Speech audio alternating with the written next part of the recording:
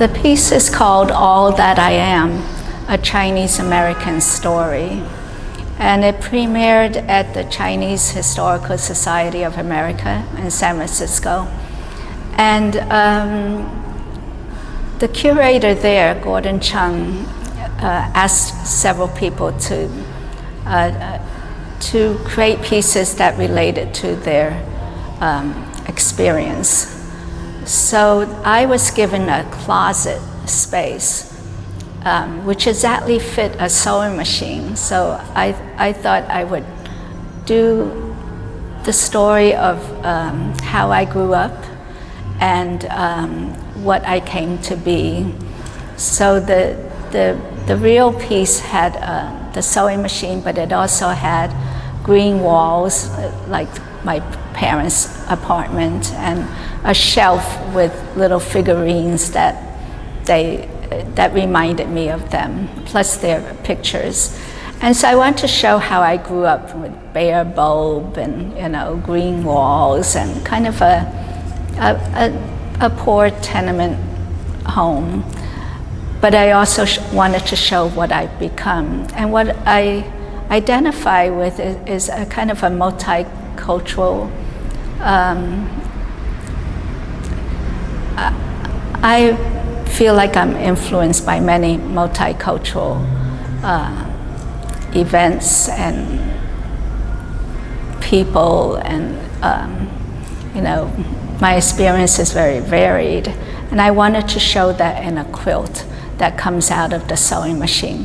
The reason why I picked the sewing machine was because my mother was a seamstress, and we grew up with a single treadle sewing machine in the house. But it seemed a perfect vehicle for me to, for one thing, ask everybody who knew me to donate a piece of cloth, so that these are my actual friends that have an influence on me. And then I would sew it together into this gigantic quilt that springs from my humble beginnings and spills out into the floor of the gallery. So that's the origins of that piece. This altar piece, commissioned by the curator, Adrian Arias, was for Day of the Dead. And he had a notion that we would do altars for ourselves. Usually you do ofrendas for people who have died, but his idea was pretend that you have passed away and do an altar for yourself. What would you do?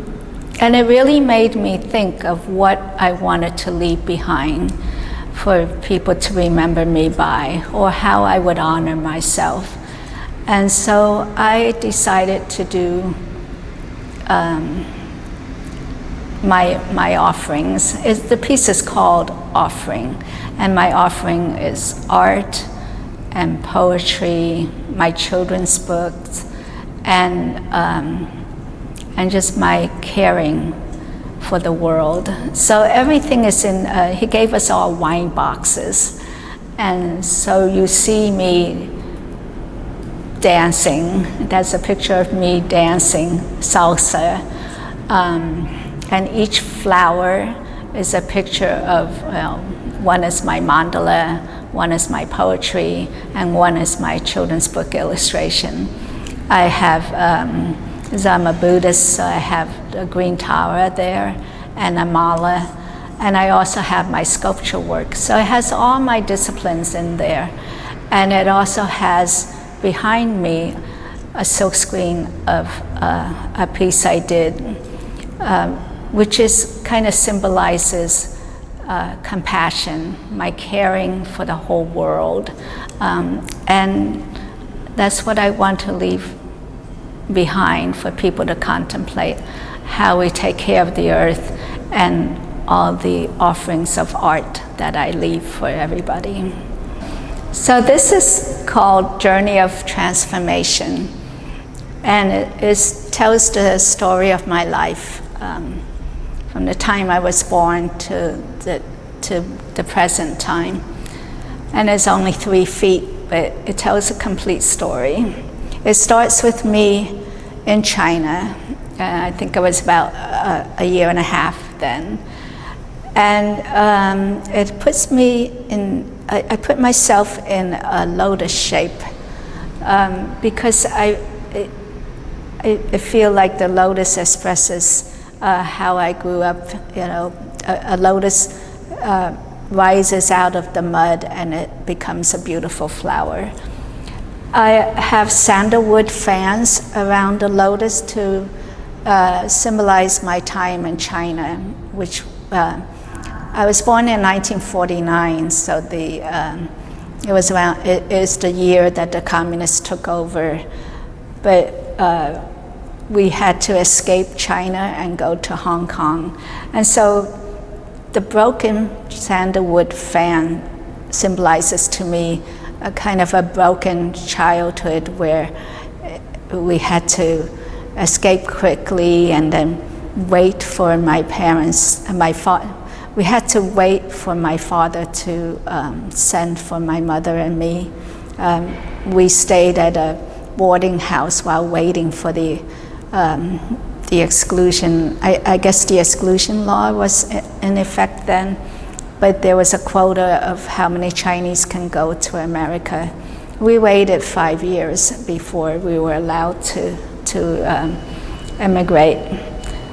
So then we moved to New York City, and the clothespins remind me of the time in New York City because we didn't have washer and dryer. We washed our clothes and hung them out to dry on the clothesline. So that was the time of just growing up in a tenement house in New York City. But somewhere along the line, I went to school and became radicalized, you know, or exposed at least to many different protests and many different things that were happening around the late 60s. So those are tiny little protest buttons of different causes. And so that's my New York City life. And the butterflies signify a transformation, which in this case was a transformation of locale. I moved from New York City to San Francisco, where I started doing a lot of silk screens. So I have a lot of posters that you see here, I have in small form in the mandala. The feathers also signify a transformation, and in this case, it's a transformation of media. So I transformed from being a silkscreen artist to a three-dimensional artist, and those are little replicas of my 12-foot silk sculpture there. And the last row symbolizes my Buddhist path. There are little prayer flags that surround the mandala in the last row.